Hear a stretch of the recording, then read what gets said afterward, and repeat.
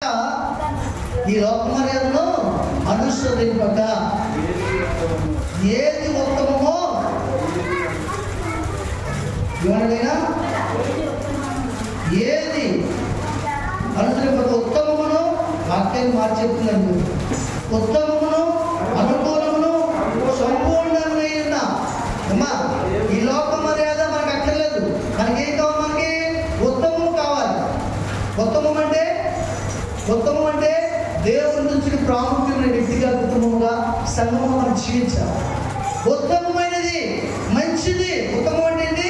మంచిది. దేవుడు కోరుకున్నట్టు జీవిత విధానం, దేవుడు కోరుకునే భక్తి, దేవుడు కోరుకునే మర్యాద మనలో.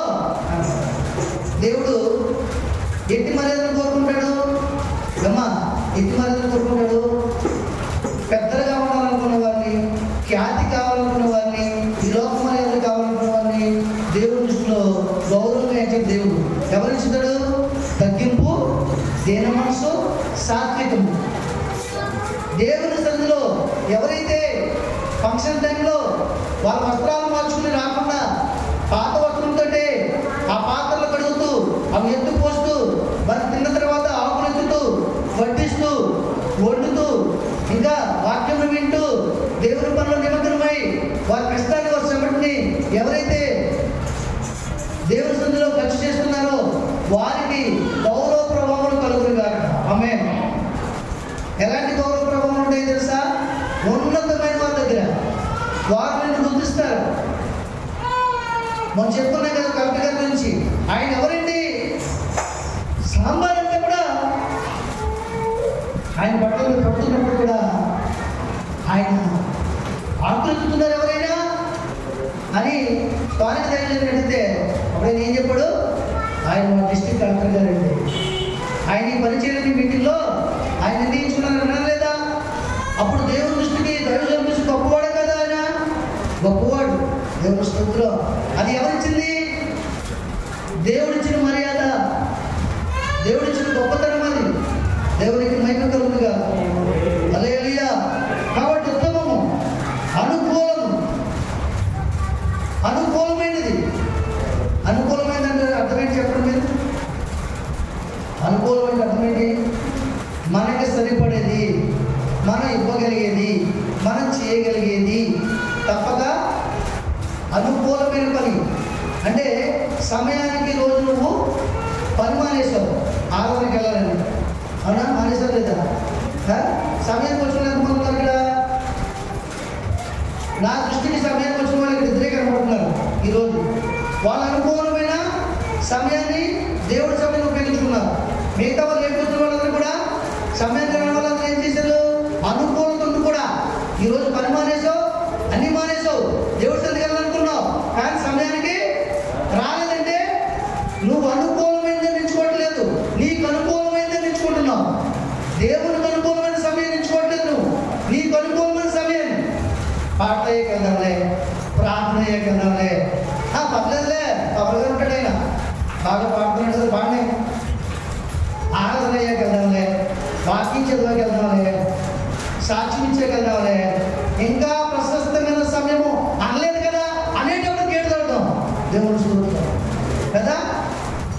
ఇవి ఎవరు అనుకూలించుకున్నారు? నీకు అనుకూలంగా నువ్వు చేసుకుని దేవునికి అనుకూలమైన సమయం దొంగిలించి ఇక్కడ కూడా దొంగగా వస్తున్నావు నువ్వు. ఇక్కడ కూడా లోకంలో ఇలాంటి ఎన్నో చేస్తుంటావు. అందరూ టైంకి వెళ్ళి పరికార పత్రం కొనుక్కుంటే నువ్వు మోర చేసిన తర్వాత బంధువుల ఫంక్షన్ కూడా అందరికంటే ముందే నీకు కొన్ని పనులు చేయవలసిన నీవు అలా సిద్ధపరచడం చెప్తాను. ఇదంతా ఏంటిది? నీకు అనుకూలమైంది, దేవుడి దృష్టికి అనుకూలమైంది ఏంటి? నువ్వు ఏ పని చేసినా, భక్తి చేసినా శక్తి వంచన లేకుండా చేయాలి. శక్తి వంచన లేకుండా అంటే శక్తికి మించి చేయాలి. ఆ శక్తిని దాచుకుని చేయకూడదు, మనకు అనుకూలంగా చేయకూడదు. ఉత్తమం అంటే దేవుడి దృష్టికి మంచి గుణం కలిగి, మంచి జీవితం కలిగి, మంచి సాక్ష్యం కలిగి జీవించాలి. ఈ లోకం అనేది దేవుని క్రమం చొప్పున జీవించాలి. ఇది రెండోదంటే అనుకూలమైన సమయాన్ని రావాలి. ఇక్కడికి ఎప్పుడు అనుకూలంగా రాలేదేమో ఎప్పటి నుంచి నేర్చుకున్నాం. కొందరు మొన్నటి వరకు అనుకూలంగానే వచ్చారు, ఈ మధ్యకాలంలో అనుకూలంగా రాలేకపోతున్నారు. దానికి గల కారణము అనుకూలమైన భక్తి చేసి ఉత్తమమైన దాంట్లో మెచ్చుకొనుట అపవాదికి ఇష్టం లేదు కనుక వాడు నిన్ను రకరకాల ఆలోచనతో నింపి త్రోవ తప్పిస్తున్న సంగతిని మాత్రం మర్చిపోవద్దు. నిన్ను త్రోవ తప్పించేవారు ఎవరు కాదు, నీ భర్త ద్వారా తప్పిస్తున్న అపవాది, నీ కుమారుడు ద్వారా తప్పిస్తున్న అపవాది, నీ భార్య ద్వారా త్రోవ తప్పిస్తున్న అపవాది. ఆ ఎందాలో ఉండంటే అది ముందుగా వెళ్ళేవాడు. గడువునా చిన్న చిన్నవే అవి వాడి దృష్టికి చాలా బలమైనది. దేవుని స్తోత్రం. నీ క్రమమైనటువంటి భక్తి లేకుండా చేయడమే వాడి ఉద్దేశం. ఉత్తమమును అనుకూలమును ఇంకా అది సంపూర్ణమై ఉండాలి. ఏమైండాలంట? నీ భక్తి ఎలా ఉండాలి? సంపూర్ణత. ఇక మచ్చైనను మనకేం లేకుండా ఉదయ స్నానం చేసినటువంటి ఉదయం వలే, దేవుడు అంగీకరించినటువంటి ఆత్మ వలే దేవుడిని ఉదయంలో జీవించాలని, ఉండాలని, గడపాలని తపన కలిగి దేవుడికి ఒక ఆలోచన కలిగించే భక్తి మనకి కలిగి ఉండాలి. ఉన్నట్టుగా మాట్లాడుకోవాలి, యథార్థంగా జీవించాలి. అదేమైంది? ఉత్తమమును అనుకూలమును సంపూర్ణమునైనది. అది సంపూర్ణమునై దేవుని చిత్తమేంటో పరీక్షించి తెలుసుకోవాలి. పరీక్షించకపోతే తెలుసుకోలేమా? లేకపోతున్నా పరీక్షించకపోతే తెలుసుకుంటామా? పరీక్ష రాసేకపోతే పిల్లలు తెలుసుకుంటాం. మనం రాశాక తెలుస్తుంది అబ్బాయి గారు ఉన్నారా మంగళాన్ని. అవునుగా చెప్పండి. పరీక్షించకపోతే తెలుసుకుంటాం ఏదన్నా ఏమా? పరీక్షించకపోతే తెలుసుకోలేము. ఒకరు 10 రూపాయలు పంట ఇచ్చేస్తారు, లోపల తిరిగిపోయి వైట్ పేపర్ అంటే ఉంటుంది అక్కడ. అది ఇలాగ ఇంటి చూడకపోతే తిరుగుతుందా మనకి తెలియదు. కాయగూరకి వెళ్తాం, పరిశీలన చేయకపోతే మంచి చెడ్డ తిరుగుతాయా, ముదిరి బెండకాయలు ఇలాంటివి కలిపేసేస్తాడు. పరిశీలన చేసుకోకపోతే అక్కడ బాగానే వేసుకోకూడదు దేవుడు. లేకపోతే అప్పుడు కూడా మొక్కలు వస్తాయి. అవును కదా? కానీ ఇక్కడ ఏంటంటే నీ భక్తిని పరిశీలన చేసుకోవాలి. నేను చేయక్కర్లేదు. నీ భక్తి నువ్వే పరిశీలన చేసుకోవాలి. నువ్వేం మాట్లాడుతున్నావో, ఎలా చేస్తున్నావో నిన్ను పరిశీలన చేసుకో, పరీక్షించుకో. దేవుని చిత్తం ఏదో గ్రహించు. అమ్మా దేవుని చిత్తం ఏంటి మన పట్ల? అమ్మా దేవుని చిత్తం ఏంటి మన పట్ల? దేవుని చిత్తం ఏంటి? పరిపూర్ణమైన ప్రేమ కలిగి జీవించాలి, ఒకరినొకరు క్షమించుకోవాలి. మూడోది ఏంటి? గదవరాటలను తల్లిదండ్రుల పిల్లల్ని నీ మాటలతో నీ క్రియలతో బాధ పెట్టకూడదు. నీ చేతలేదో ఆదరించు, లేదా వాళ్ళ వరకు ప్రార్థన చెయ్యి. అది దేవుని చిత్తం. నీ దేవుడిని ఎవరు పూర్ణ హృదయంతో పూర్ణ మనసుతో దేవుడు స్తుతించి ఆరాధించాలి. ఆయన తప్ప వేరొక దేవుడు నీకు ఉండకూడదు.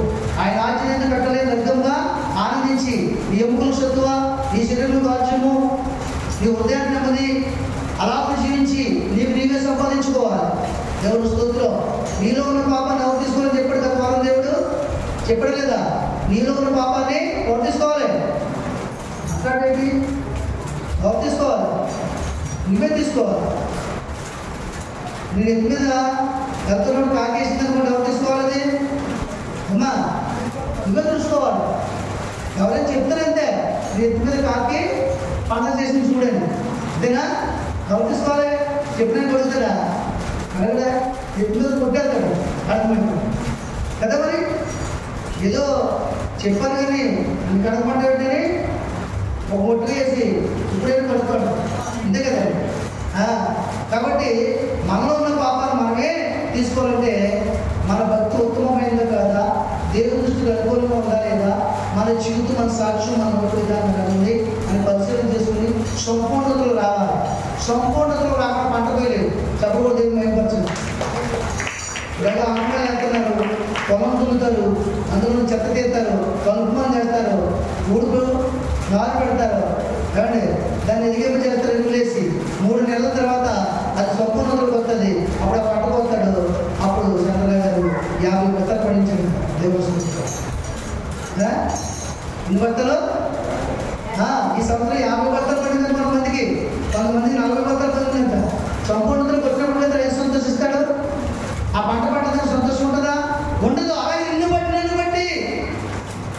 దేవుడు ఆనందించాడు. ఆనందించాలి. ఎప్పుడు దేవుని బట్టి మనం ఆనందిస్తున్నాం కదా, దేవుడి చేయమని తీసుకుంటాం కదా. మన జీవితాన్ని పరిపక్వత చేసుకుని పరిశీలన చేసుకుని ఉత్తమమును అనుకూలమును సంపూర్ణమైనటువంటి దేవుని శక్తి మీద గ్రహించి మనం ఏం చేయాలంట? రూపాంతరం పొందాలి. ఏం చేయాలి?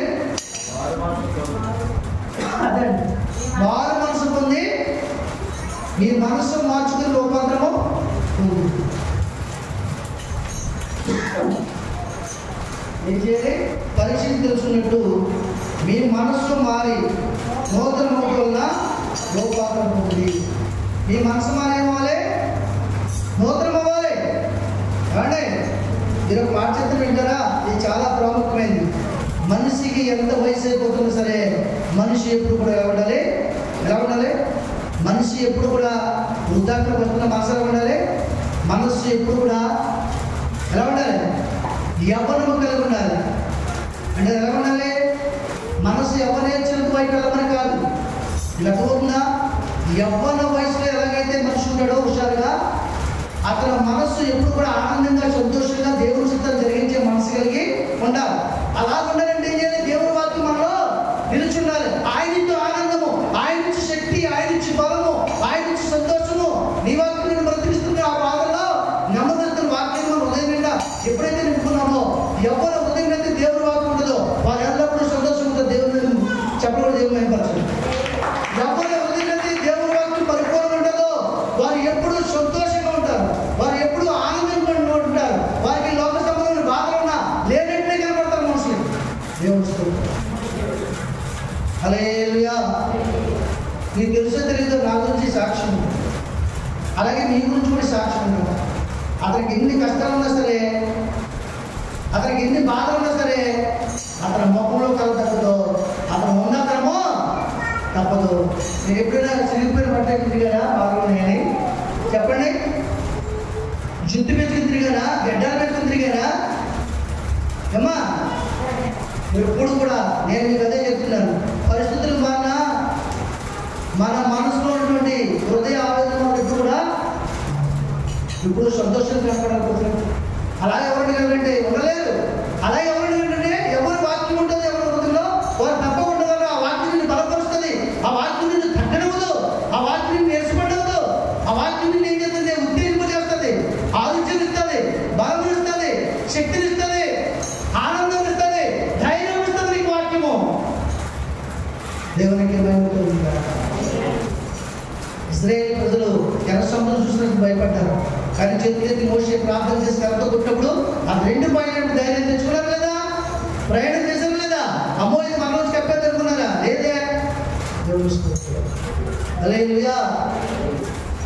సద్రక మేషక అబద్ధగోయులు దేవుని వాక్యం హృదయం బట్టే ఉత్తమము అనుకూలము సంపూర్ణమైన భక్తి చేయబట్టే వాళ్ళ హృదయంలో